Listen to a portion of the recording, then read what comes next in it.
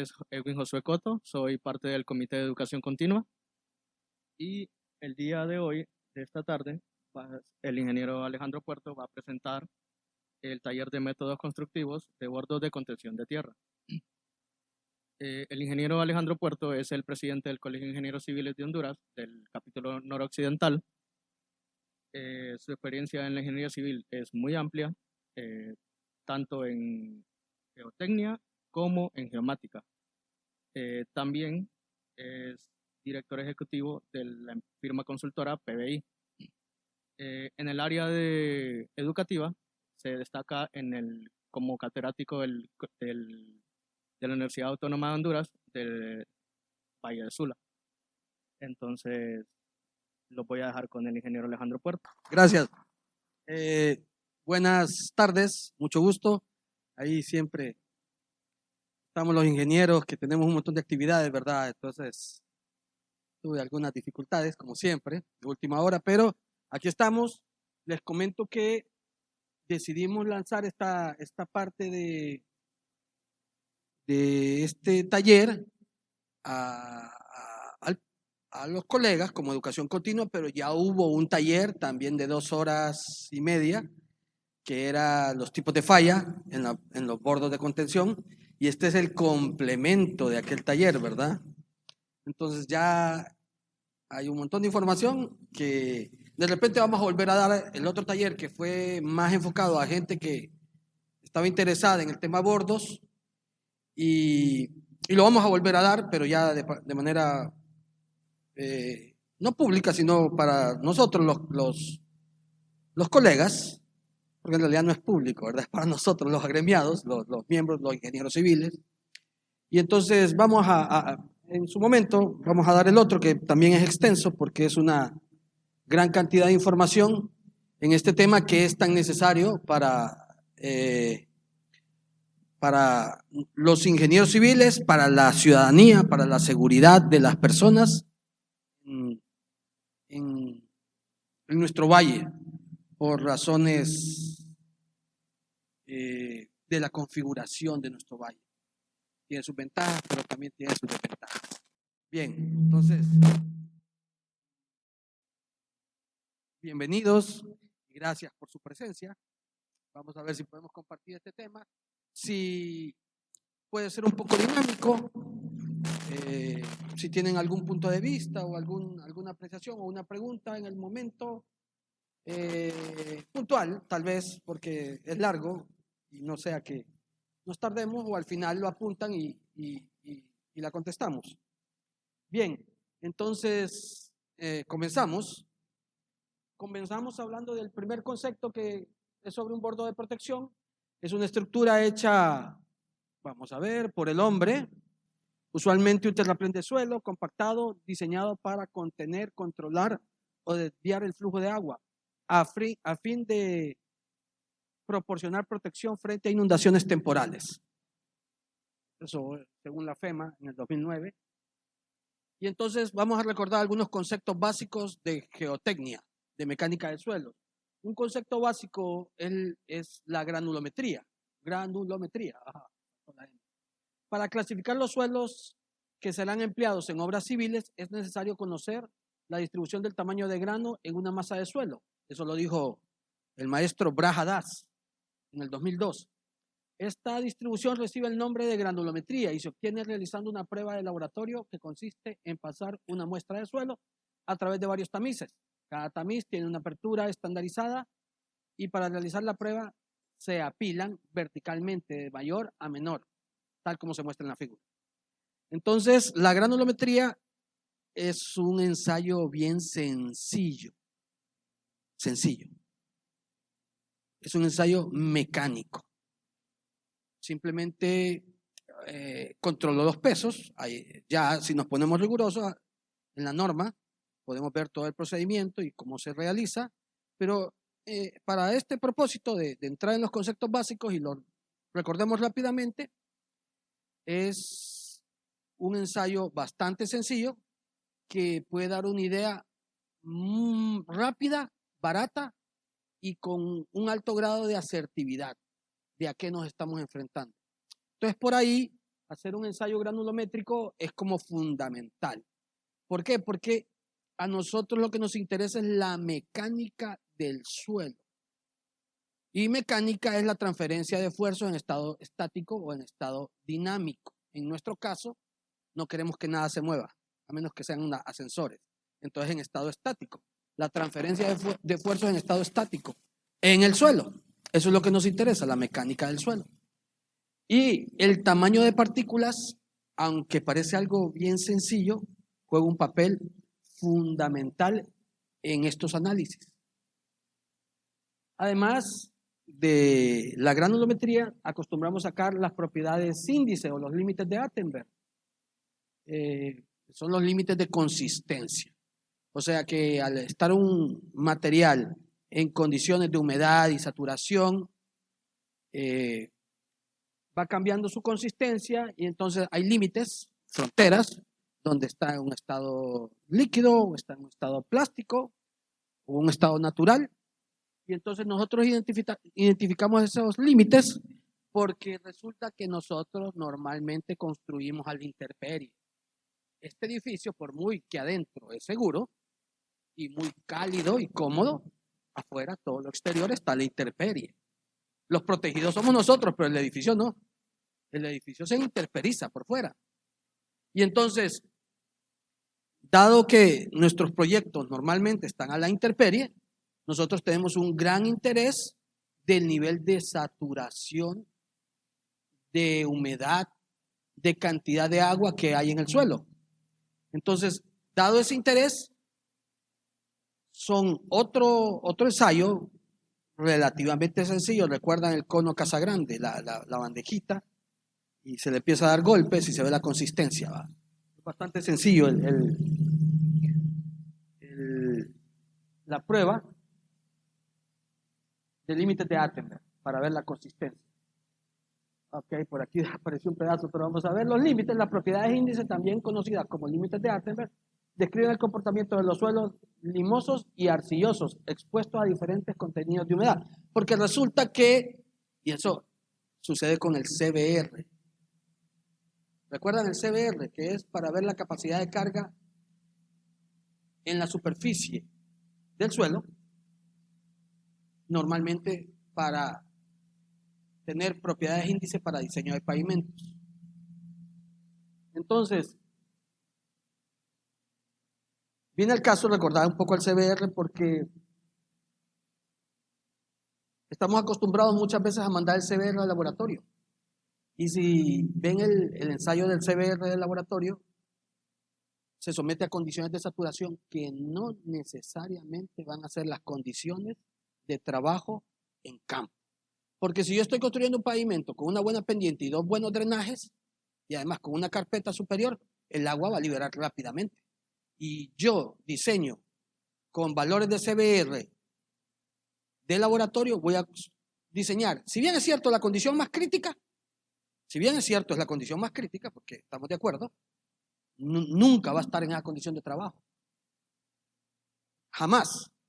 Si hay buenos drenajes, si hay buenas pendientes, y si yo puedo garantizar todo eso, entonces, pero eso sucede, el CBR que sale malo solo es, ¿por qué me acordé?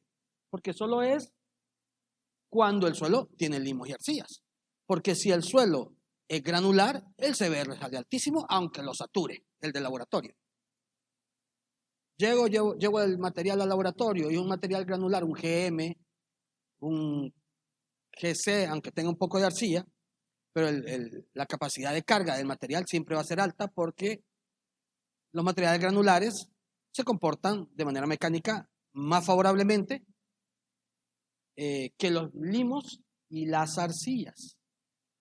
Entonces, por eso que el CBR del laboratorio me sale 50% si es granular y me sale 2% si es una arcilla, una CH, 1.2%, 1%, bajísimo.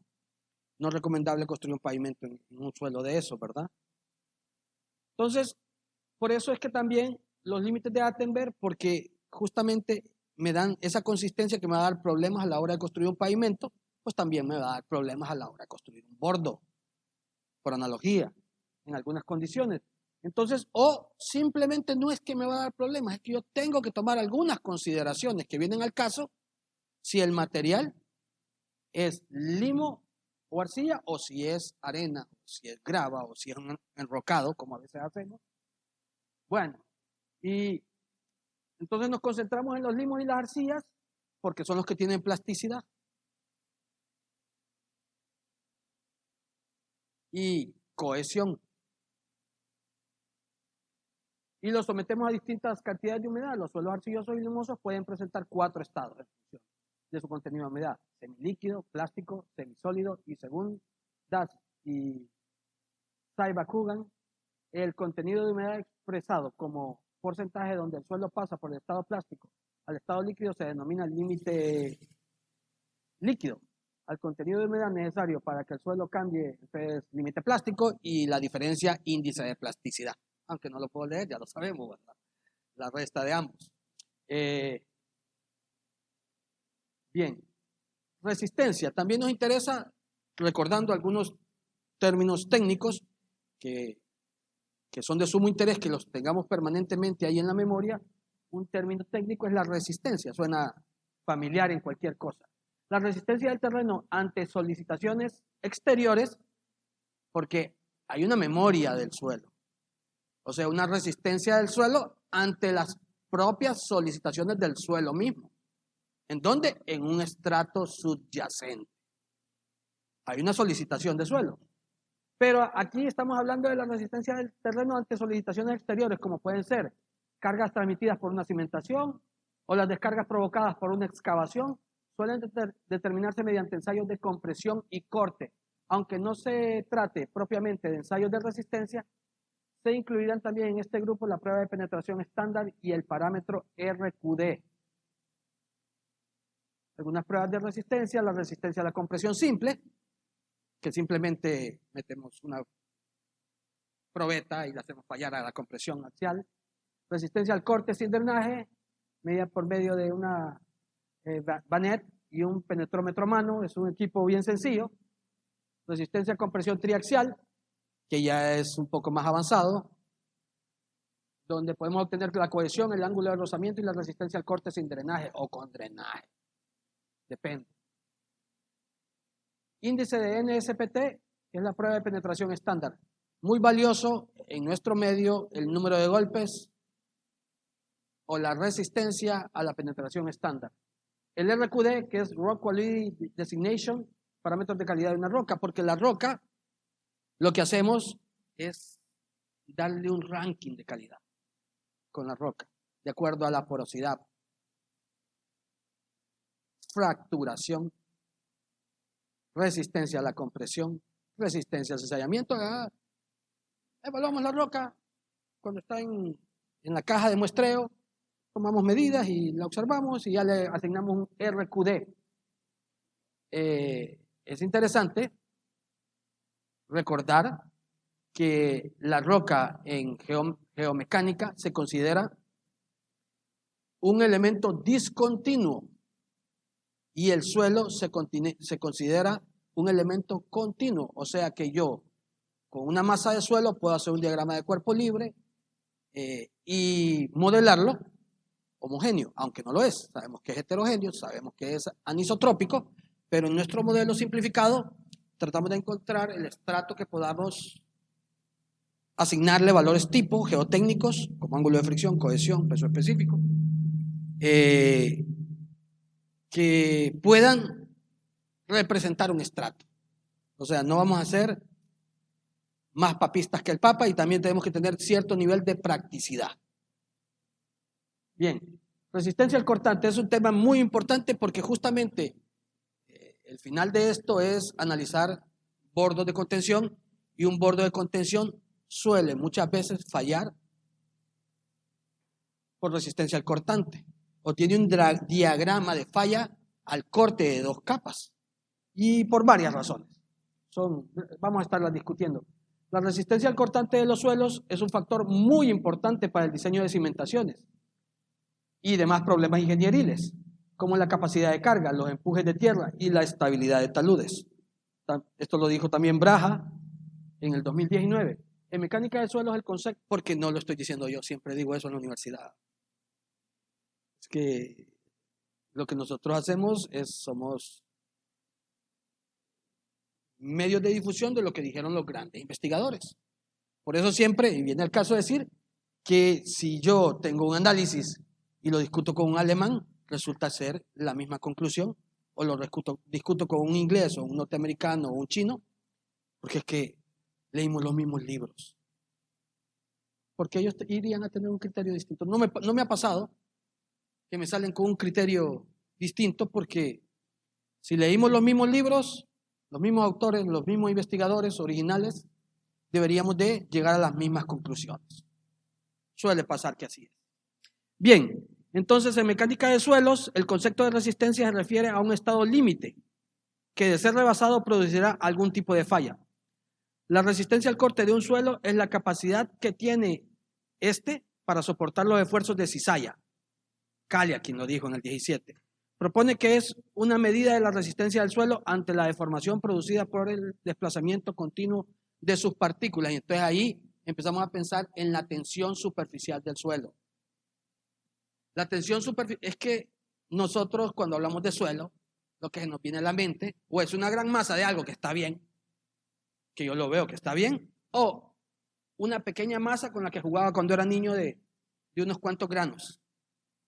Entonces, como que no tenemos un concepto a veces intermedio del suelo, sino o es la gran masa estable o es las tres partículas que he tenido en la mano.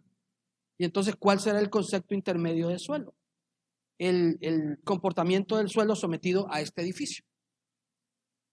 Estamos tratando de encontrar cuál es ese comportamiento. Y entonces dice, bueno, pero va a haber una deformación en la masa del suelo cuando está sometido a una carga.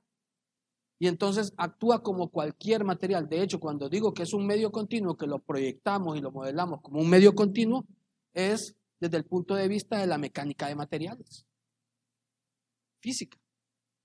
Y hacemos un diagrama de cuerpo libre y podemos proyectar la transferencia de esfuerzos a través del medio suelo. Y hay algunos coeficientes que están ya bien establecidos, como los coeficientes de Rankine, que son especiales para algunos tipos de suelos de acuerdo a su ángulo de fricción y a su comportamiento de falla. Son cosas que seguimos discutiendo. Ok, y entonces me gusta decirle que propone que es una medida de la resistencia al suelo ante la deformación producida en el desplazamiento continuo de sus partículas. Porque no nos cabe a veces en la cabeza que la suma de todas las partículas terminan siendo lo que sostiene todo. Aunque al principio son detritos pequeños, la suma de esos detritos tiene una gran capacidad de recibir y transferir cargas. Y eso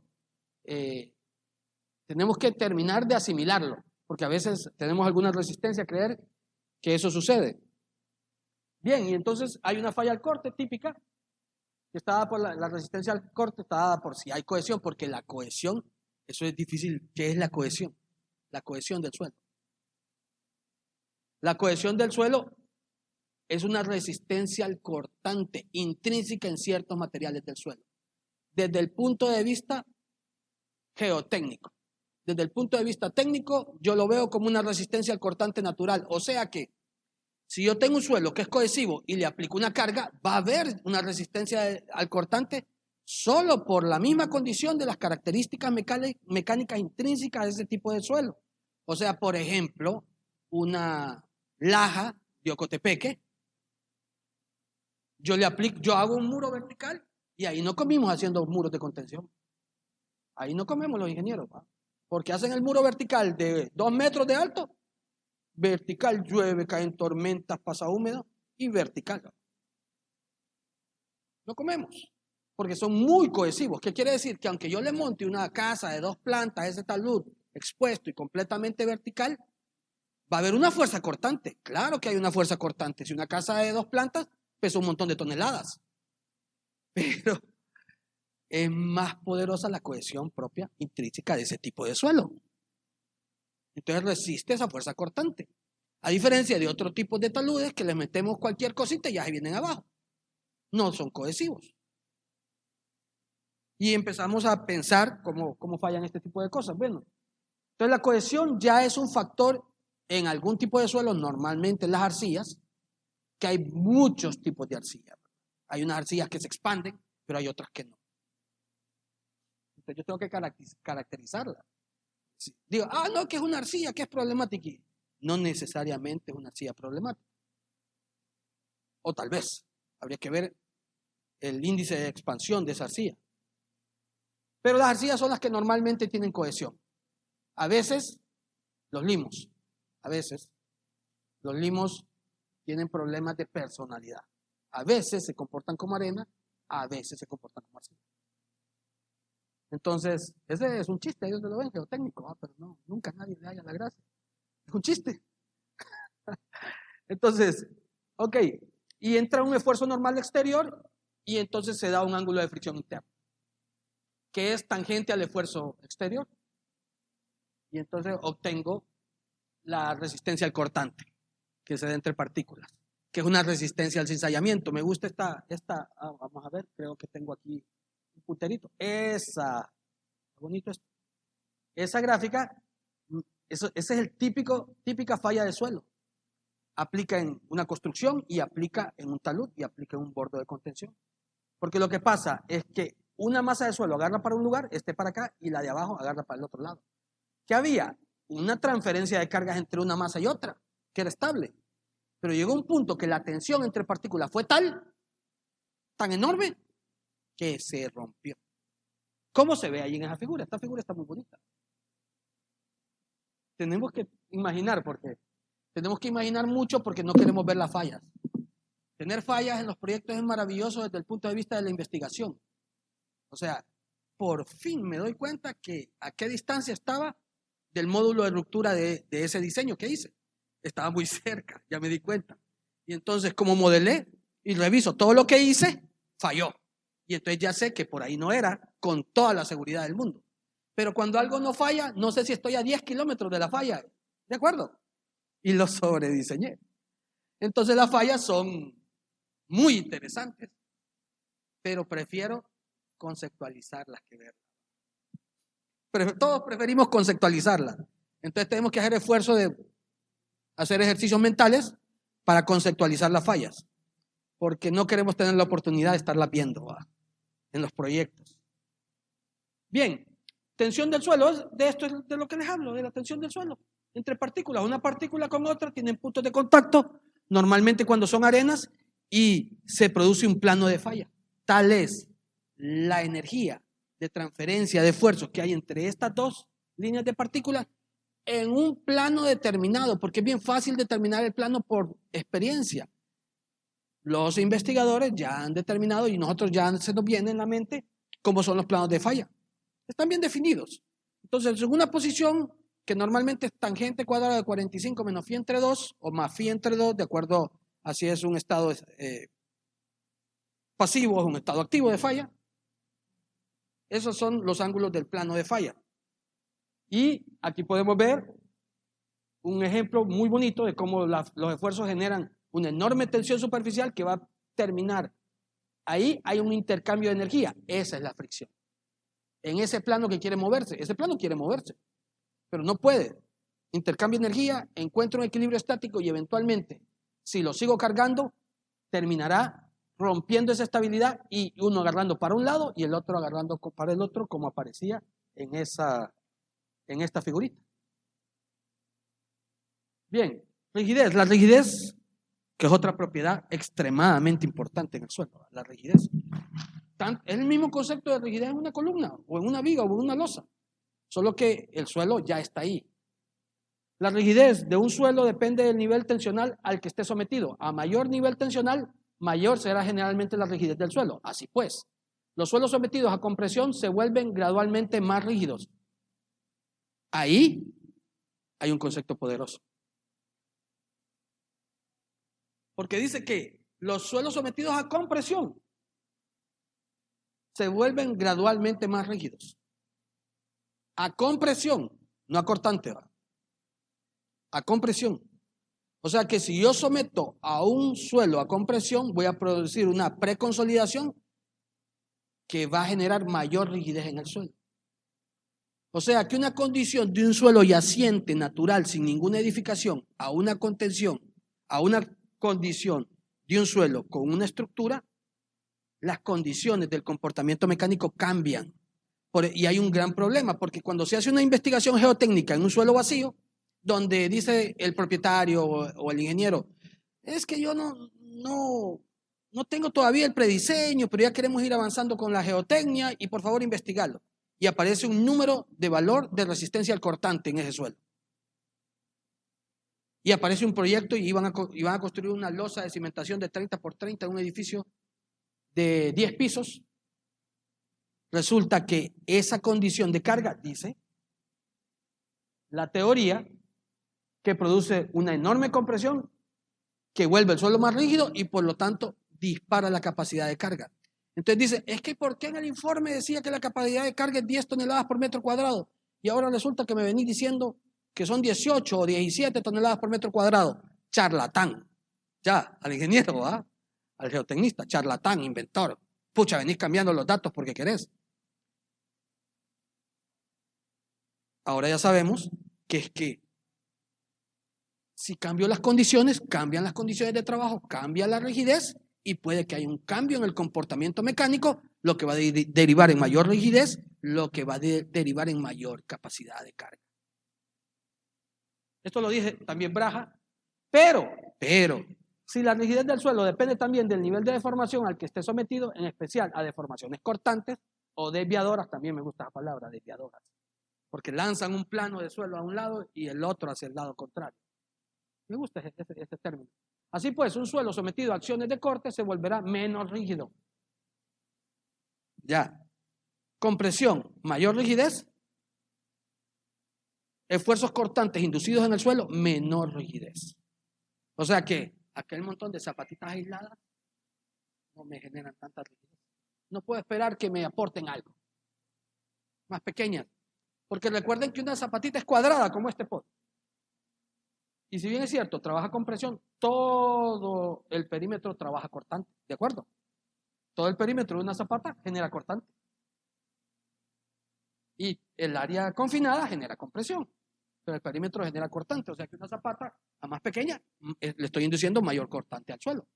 O sea que le estoy induciendo mayores deformaciones. O sea que la masa de suelo no me va a cambiar de comportamiento. Más bien podría empeorar en algún caso. O sea que empezamos a pensar que esta es una condición dinámica. Le agrego cargas y cambio las condiciones naturales de estabilidad y el comportamiento. Bien, una vez establecida, ahora deformación creo que decía ahí, una vez establecidas las definiciones y conceptos del suelo es necesario conocer los procesos de formación de estos. De formación, sí, pero formación, de cómo se forman. Los suelos resultan de la alteración y descomposición de rocas preexistentes, roca madre, siendo los procesos fundamentales para su formación los de erosión, interperismo o meteorización, en sus tres facetas, física, química y biológica. Luego, después de esa interperización química que produce suelos arcillosos, física que produce gravas y arenas, y biológica que produce suelos orgánicos, luego de ese proceso de meteorización, podemos ver que después va a haber un proceso de transporte, un proceso de sedimentación, cementación y consolidación. No está incluido aquí, pero ese es el proceso de formación de las rocas. Aquel que dice que rocas ígneas intrusivas, extrusivas, que después pasan a ser rocas sedimentarias, que después pasan a ser rocas metamórficas, que sometidas a enormes presiones y temperaturas, vuelven a ser rocas ígneas. El proceso de formación de la roca. Y en ese proceso de formación de la roca, hay un paso donde nosotros tenemos el suelo que tenemos, que es el transporte entre el punto alto y el punto bajo, donde se va a formar la roca sedimentaria. Ese es el suelo con el que lidiamos para nuestras construcciones. Entonces nos interesa cómo se formó el suelo porque siempre andamos buscando ser prácticos y eso está bien. Y tener soluciones bien tomadas a bajo costo o bien tomadas al costo que sea. ¿De acuerdo? Pero inicialmente trataremos de tomar buenas decisiones con información que está que podemos visualizar haciendo una inspección. Ese inclusive es otro. Ahí agarramos para otro lado en este punto, si fuera otro tipo de taller, no fuéramos por otro lado, pero es un taller enfocado a bordo. Y este nada más es un preliminar. Bueno, y entonces una forma de obtener información, por ejemplo, barata, es el mapa geológico. Nosotros estamos aquí por San Pedro y vemos que todos los blancos son Cual, aluvión desde el Cuaternario. O sea que nosotros tenemos hasta Puerto Cortés, desde San Pedro, kilómetros cuadrados, hectáreas, miles de hectáreas de aluvión del Cuaternario. Lo que quiere decir que son suelos recientes, nuevecitos, de malas condiciones de carga, de mal comportamiento mecánico, y tenemos que lidiar con eso. Y para mí, dentro de lo que cabe, es bueno, porque ya no hay, en esta zona donde estamos, ya no se puede construir, no hay espacio, y todo el mundo está tratando de construir en esas áreas que ya están pobladas, por lo tanto hay un mercado, y nosotros entramos ahí dando soluciones efectivas, todos los ingenieros. Y entonces, esta es una solución barata, una información a mano que nos da una idea de lo que sucede, y por acá hay otros suelos del Paleozoico muy distintos, que tienen comportamientos mecánicos distintos. Y luego que también en Ocotepeque puede haber un pequeño depósito donde hubo una acumulación de sedimentos y construir la casa ahí porque estos suelos todos son buenos. No. Puede que allá también haya un depósito de suelos malos. En algún punto, cerca de un río, punto bajo, lo que sea. Estaba viendo un proyecto aquí que en esta zona alta, ahí ya casi en la cota 200, hicieron una investigación, una empresa de Tegus, 35 metros de suelo residual, de malas condiciones mecánicas. No me lo esperaba. Interesante. No, ahí en la montaña. Esperás encontrar la roca madre a 10 metros y de ahí, simiente lo que quiera, llega la roca, pero ahí nunca la encontraron, de hecho. Pararon a 35 metros y diseñaron pilotes por fricción. Tocó. Ok, entonces, aquí agarramos, como les dije, de ese punto agarramos para otro lado. Hay varias rutas, ¿verdad? Agarramos para el tema que nos interesa para este propio taller. Y entonces empezamos a pensar en taludes. Un talud o ladera es una masa de tierra que no es plana, sino que presenta una pendiente o cambios significativos de altura. En la literatura técnica se define como ladera cuando su conformación actual tuvo como origen un proceso natural. Y como talud cuando nosotros la creamos. Los taludes se pueden agrupar en tres categorías generales: los terraplenes, los cortes de ladera naturales y los muros de contención. Se pueden presentar combinaciones de los diversos tipos de taludes y laderas.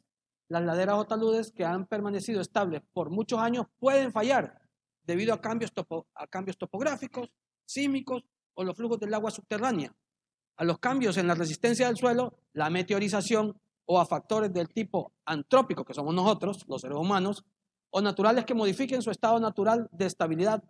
Un talud estable puede convertirse en un deslizamiento. Es que justamente, es que todo el suelo que tenemos, un día fue un talud estable, que después fue un talud inestable por meteorización y después se convirtió en 25 metros de suelo a raíz de millones de años, dicen los geólogos, ¿verdad? Entonces, no tenemos por qué pensar que todo lo hace el ser humano. O sea, ahora somos como que todos tenemos la culpa nosotros. Por lo menos en el tema de taludes siempre han fallado los taludes. Siempre. O sea, siempre. No había un solo ser humano y fallaban los taludes. Sometidos a ciertas condiciones de meteorización, eventualmente fallaba el talud. Y se corría. Y se meteorizaba por condiciones naturales de meteorización. Y a veces sí tenemos la culpa nosotros. Bueno, ya veo en las carreteras el concepto correcto, porque antes construían mal la carretera y podían, falla geológica. Falla geológica. Ahí hay trampa en ese concepto, porque la falla geológica es una falla de millones de años que estaba ahí, que no tiene nada que ver con la intervención de la carretera y que es difícil, sumamente difícil de controlar por su misma característica. Y no, fue que la carretera la construyeron mal, que tomaron malas decisiones en la subbase o decisiones de drenaje. Esas son fallas geotécnicas. Y empiezo a ver en ciertas carreteras falla geotécnica. De espacios, en 100 metros falla geotécnica, es correcto. Es correcto, porque no estábamos asumiendo la responsabilidad de lo que hacíamos, ¿verdad? Cuando es falla geotécnica es responsabilidad de nosotros. Tomamos alguna decisión de diseño equivocada, no lo pudimos ver y quedó algo que quedó generando un problema, pero que pudo haberse solucionado. Una falla geológica difícilmente tiene una solución sencilla. Ok, este concepto es pesado. Difícil tal vez lo podemos discutir. Confinamiento, continuidad de suelo. Este concepto es pesado. Las estructuras de retención, tales como muros de contención, muros de sótano y mamparas, se encuentran comúnmente entre las técnicas de cimentación y pueden soportar las bajadas de las masas de tierra. Un diseño adecuado y la construcción de estas estructuras requieren un conocimiento profundo de las fuerzas laterales que actúan entre las estructuras de contención y las masas de suelo, que será retenido. Entonces ahí hay una condición igual que la del cimiento, es que están trabajando juntos. Aquí algún estructuralista sabrá que él diseña el núcleo de la estructura, o sea, la columna, para que trabaje junto con el acero o junto con lo que fuese y resista su núcleo los esfuerzos y las deformaciones. Pero aquí hay una consideración especial, es que hay esfuerzos que se transmiten hacia afuera antes y durante el viaje del esfuerzo y hay esfuerzos que vienen de afuera hacia adentro que no tienen propiamente que ver con las cargas superiores. Y entonces ahí hay algo que hay que afinar y que puede detonar en un diseño muy eficiente. Si consideramos esa estabilidad que genera el suelo o esa inestabilidad que genera el suelo, lo que fuese. Estabilidad para reducir costos, inestabilidad para asegurarnos de que no falle. Lo que nosotros queremos es saber. Nosotros como ingenieros lo que queremos es saber cómo se va a comportar y tomar las decisiones adecuadas para prever ese comportamiento con eficiencia. Con eficiencia. Ese es el asunto ahí. Porque, por ejemplo, al Estado le conviene ser eficiente para hacer un proyecto más, una escuela más, un aula más. Pues sí, hay que ser eficientes. Pero no pueden fallar las cosas, o sea, que la escuela se caiga en 2 años. Las cosas casi no pasan. Pero tampoco pueden fallar. Bien, entonces, cuando empezamos a pensar en confinamiento y continuidad de suelo, y aquí podemos ver algo que tiene que ver con eso. Vamos a ver. Por aquí hay un corte. Imagínense que el suelo continúa, nadie lo ve. Normalmente no tenemos en la imaginación qué está sucediendo ahí abajo. No lo pensamos, no nos interesa. Y entonces, si yo hiciera un corte en un suelo, podría haber ciertas condiciones en el subsuelo y podría haber una partícula que es esta. Y esa partícula puede transferir cargas a la derecha, a la izquierda, hacia abajo, en un ángulo. Puede transferir cargas en todas direcciones. Y eso es continuidad de esfuerzos. Bueno, de hecho que dijimos al inicio que el suelo se modela en mecánica de materiales como un medio continuo. ¿Por qué? Porque siempre hay un poco de suelo más allá que reciba la carga residual que va llegando. Cada vez menos, porque se distribuye en mayor área. Y siempre hay un poco de suelo más allá que reciba un poco de esa carga residual que va llegando. Y un poco más.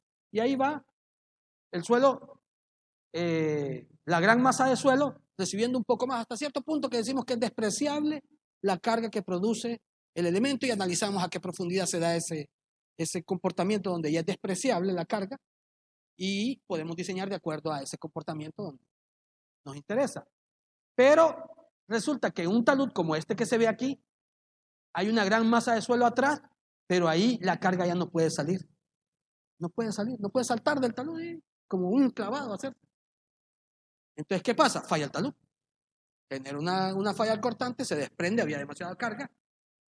Entonces, esa es una discontinuidad de suelo. Y esa discontinuidad, entonces nosotros tenemos que separar cuando hay una discontinuidad y cuando hay una continuidad de suelo. Y tenemos que tenerlo bien en mente, porque en configuraciones de proyecto yo veo que muchas veces que los ingenieros perdemos de vista mucho esa posición, por ejemplo, donde, por ejemplo, al pie de este talud que se ve aquí, ahí, ya empieza a haber continuidad. Ya empieza a haber continuidad. Porque tal vez hay una plataforma grande aquí Y la discontinuidad empieza desde ese punto para arriba. Por eso siempre digo, y es otro tema que perdemos de control muchas veces. Quien controla la geometría del proyecto ya resolvió 50% del problema. Estamos tan acostumbrados a los diagramas de cuerpo libre, a los planos, a las formas, que ya no les ponemos la atención que deben. Y si nos acordamos de las clases de física, cuando ponían 1 kilogramo acá, 2 kilogramos, con un ángulo de 30 grados y un cable, otros 30 acá y averigua el de este. Este tercero, despeje, diagrama de cuerpo libre, ¿sí o no? Sumatoria de ángulos y este resultó ser 12.5 kilogramos. Pues ¿será que estaban inventando los de física y solo era un ejemplo teórico? No, es que así es. Igual en las áreas de servicio de una losa, vemos la geometría del viaje de los esfuerzos.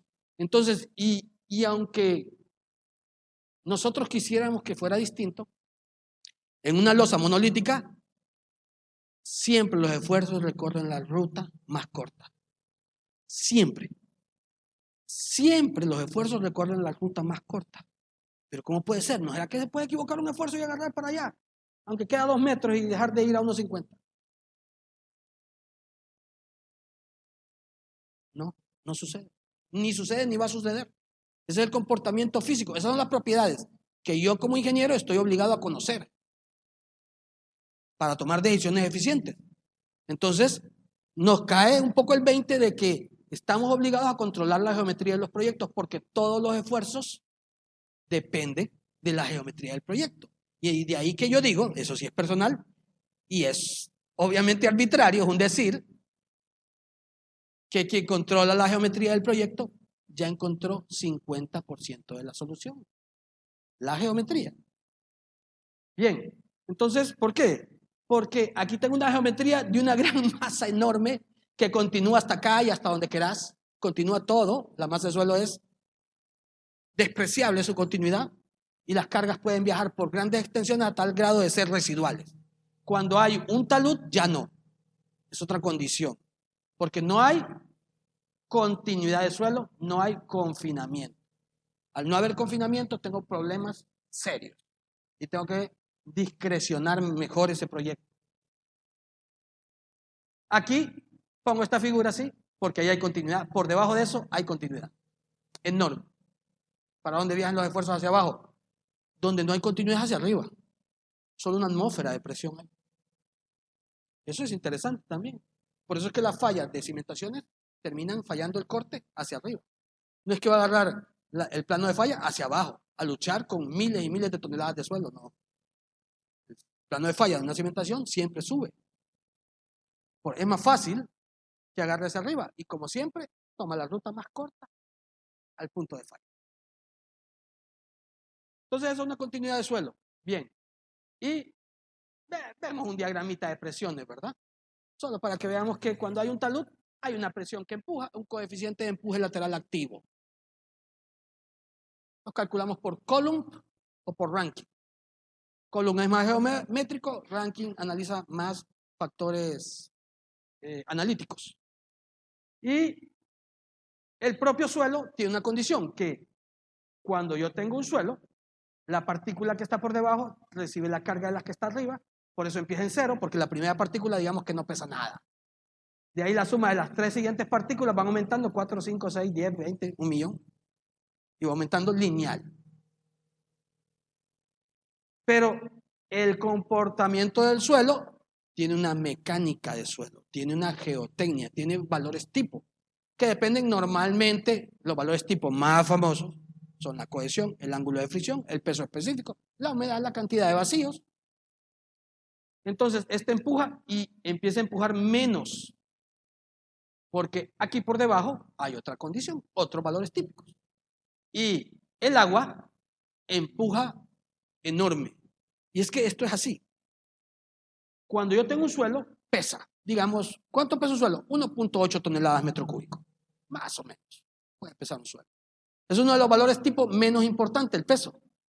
¿Por qué?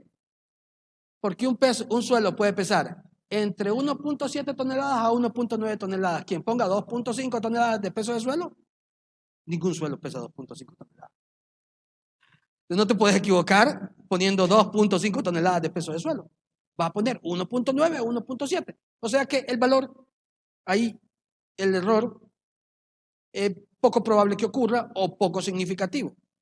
Pero si yo tengo un peso de suelo, el coeficiente de empuje lateral simplemente es un porcentaje de ese peso de suelo que termina empujando lateralmente.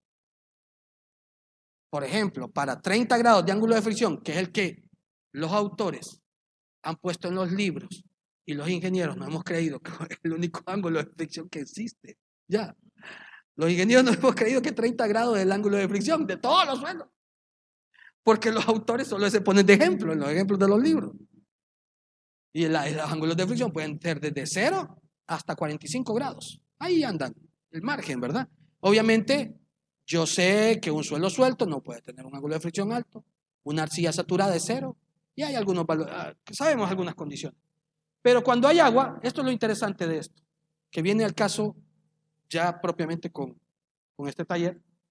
Cuando hay agua, el agua no presiona un porcentaje del peso del agua, como el suelo. Si el peso del suelo es de 1.8 toneladas metro cúbico y empuja el 30% de ese 1.8 toneladas metro cúbico, entonces eso es un 30% de lo que pesa, lo que empuja.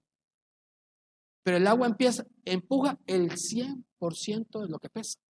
No está condicionada por un factor del medio del viaje. Entonces, de ahí que nomás se nos saturó el muro y se cayó. ¿De acuerdo? Muy común. Obvio, me lo dicen los modelos. El agua empuja como pesa.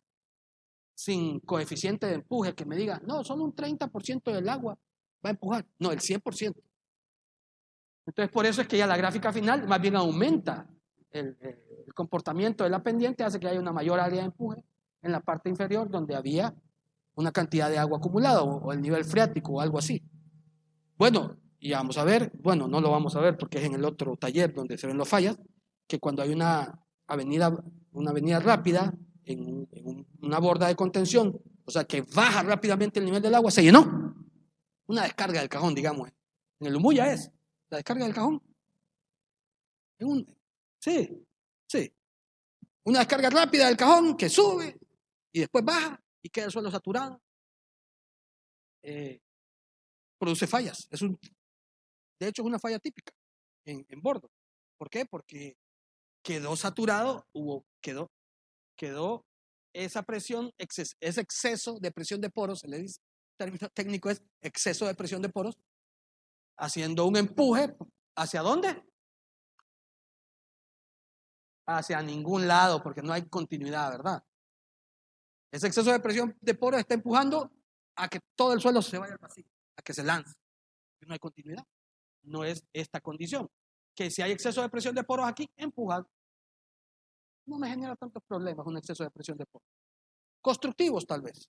Está lidiando con ese nivel freático, ¿verdad? En Puerto Cortés.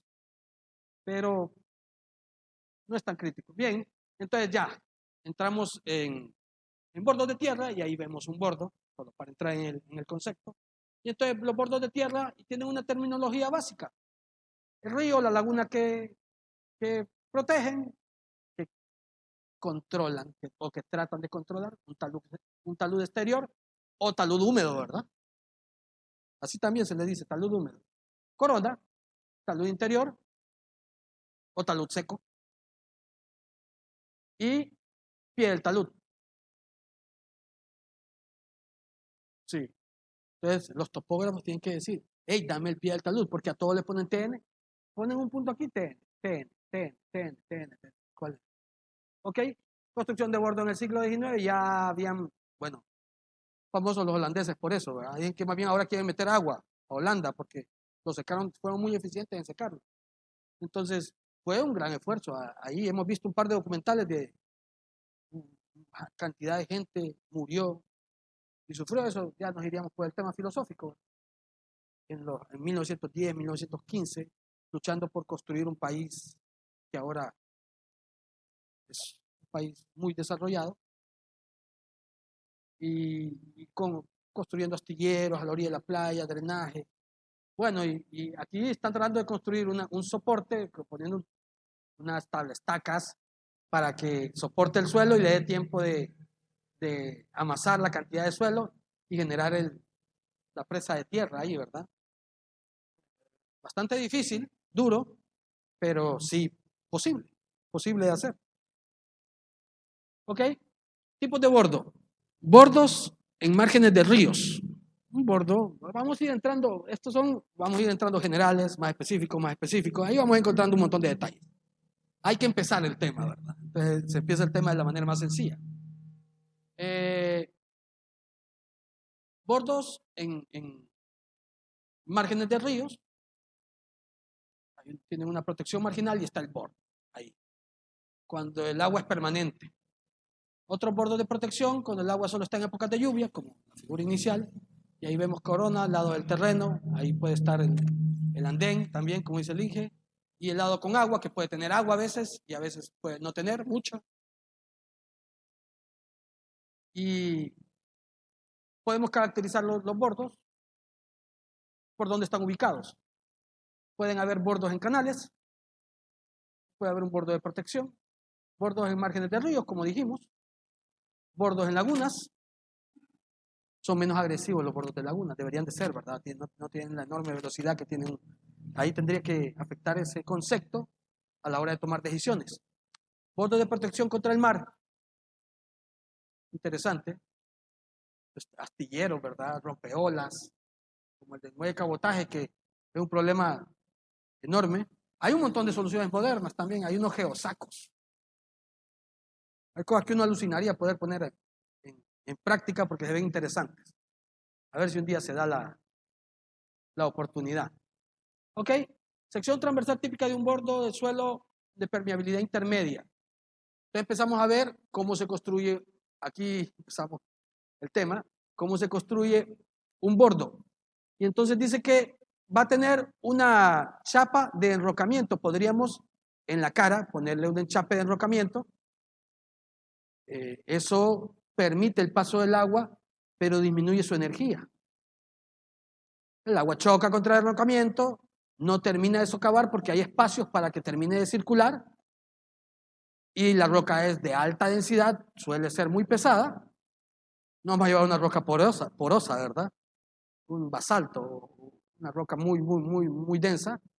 Luego podemos tener, y aquí empieza a verse el tema interesante, un suelo de permeabilidad intermedia, como arena o limos. A ver, entonces aquí empezamos a discrecionar cómo tomamos las decisiones en los proyectos realmente. Porque sí podemos tener una masa central nuclear del bordo que sea arena o limo. Luego podría ser una chapa de enrocamiento, césped, losa o suelo cemento, otro estabilizador acá. Si nosotros quisiéramos hacerlo permanente, esto depende de la vida útil del diseño, ¿verdad? Este bordo tiene una vida útil de para siempre, ¿verdad? Con ese montón de detalles. Podemos ver un filtro de grava y un filtro de arena bien graduada que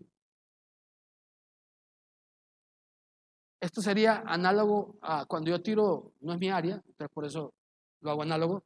Si yo tiro un pavimento,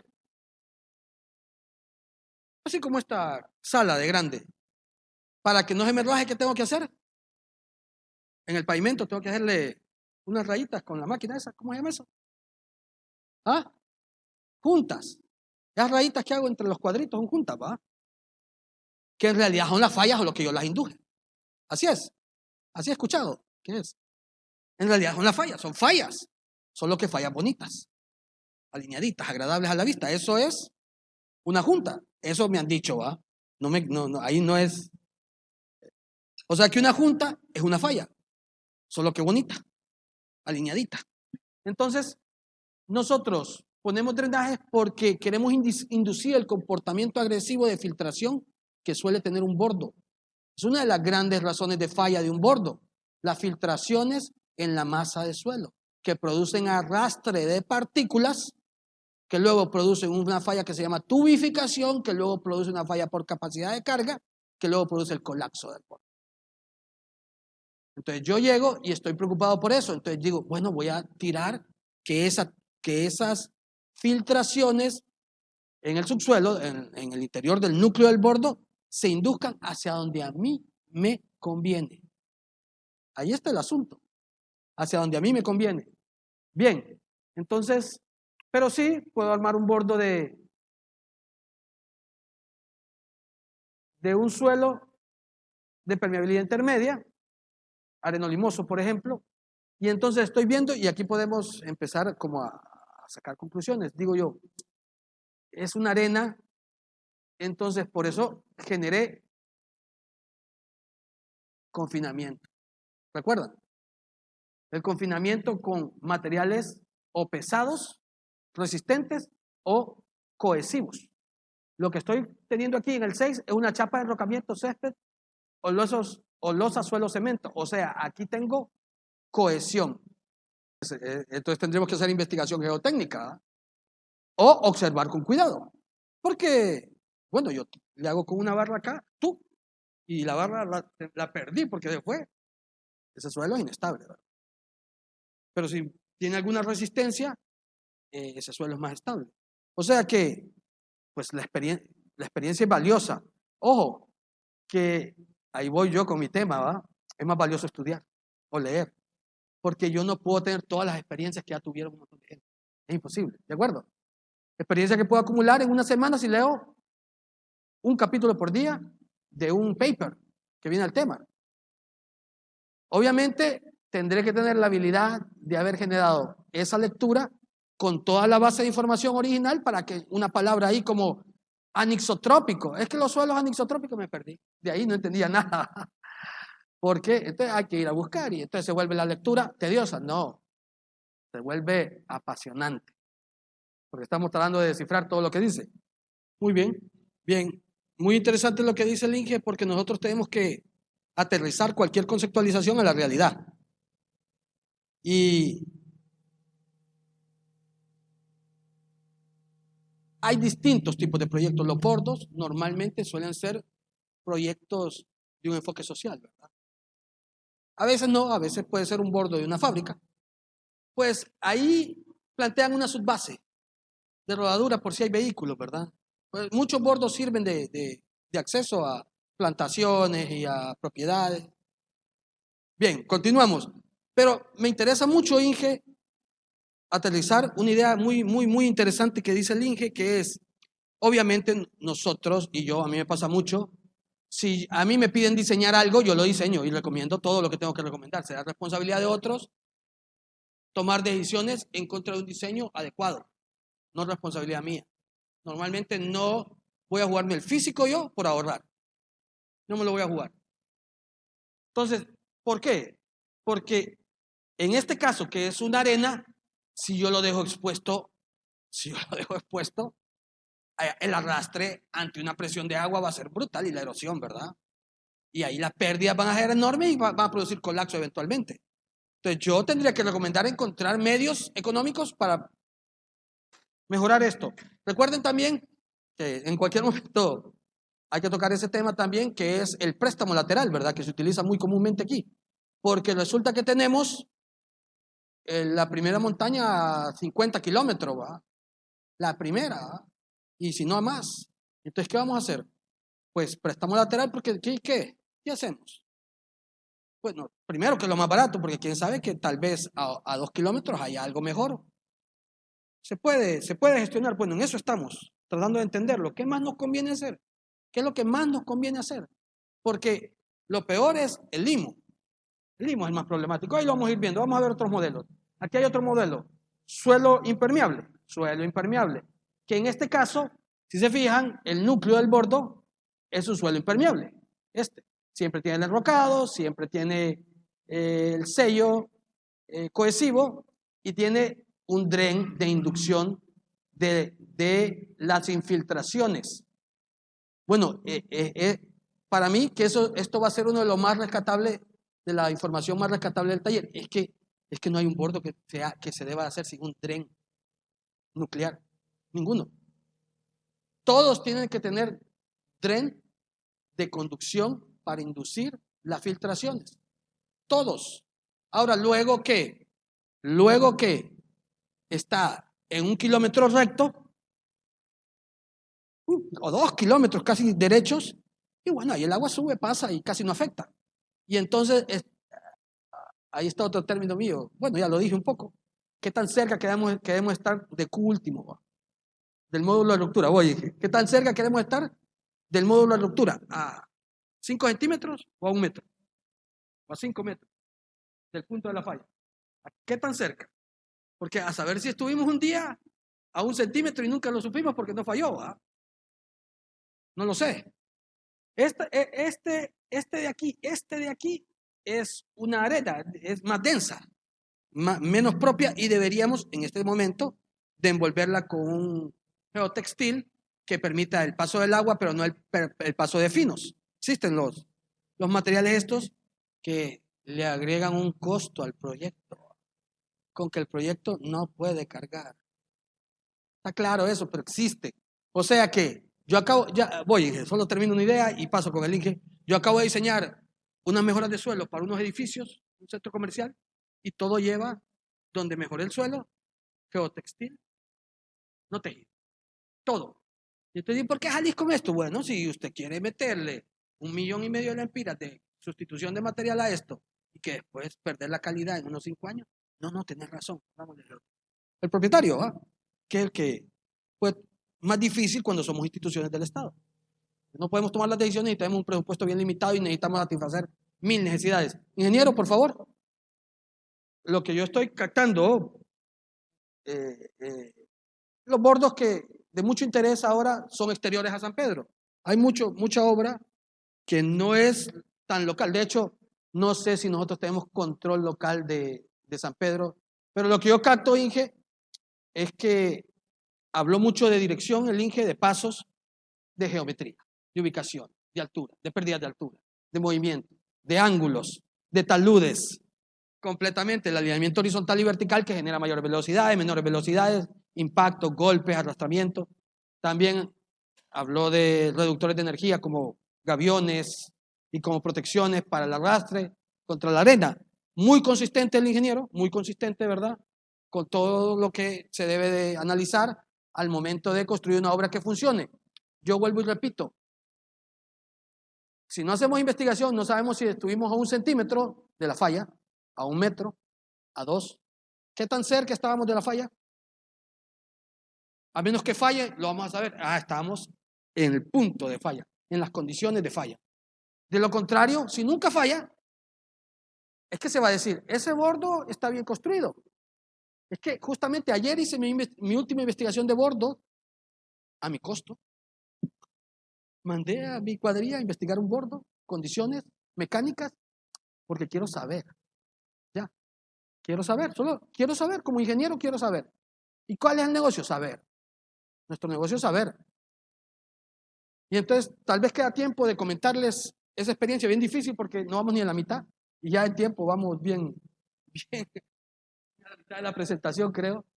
Entonces, algo interesante, muy bien, ingeniero, sí, estos núcleos de drenantes, este es un núcleo denso, muy denso, de hecho, la arena puede ser muy densa si la compactamos bien, permite el paso del agua y tendríamos que arroparla con un geotextil que permite el paso del agua pero evite el paso de finos para que no se me acolmate de finos, se me sature de finos y ya no haya paso de agua. Que en una cimentación eso sería maravilloso, que los espacios vacíos se llenen con partículas más pequeñas y más pequeñas y más pequeñas, porque hace que la transferencia de carga sea más efectiva en una cimentación, pero en un dren no es lo que quiero en un dren. Distinto tipo de estructura, un dren y una cimentación. Entonces, bien, tenemos un bordo, vamos a ver, tenemos otro tipo de bordo que es de suelo, con suelo de permeabilidad intermedia y tiene un dentellón. Sabemos que normalmente los dentellones evitan el deslizamiento lateral, ¿se acuerdan? Ponemos un dentellón en un muro de contención que tiene cargas laterales muy fuertes y que puede tener un movimiento lateral. Y aquí hay un estrato delgado de alta permeabilidad, entonces el dentellón también sella ese estrato y genera una barrera. Y tenemos una estructura igual, con un pequeño dren y una estructura para un filtro de grava final. Ok, esta grafiquita está un poquito más fea, pero aquí está lo que dice el ingeniero. Hay un nivel de un evento máximo y hay un nivel mínimo. Normalmente el nivel mínimo estamos acostumbrados a verlo bien abajo. A veces los ríos se secan en serio cuando es verano y crecen demasiado cuando es invierno, ¿va? Entonces esta subida es enorme y eso afecta mucho. Y entonces dice, pongamos el enrocamiento solo en esa subida, ¿verdad? Porque el otro es más estable.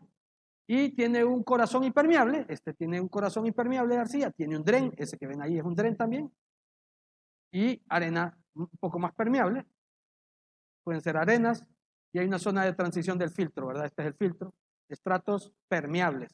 Y luego dice, bueno, una roca, que ideal, no vas a hallar una roca en todo el valle, ¿va?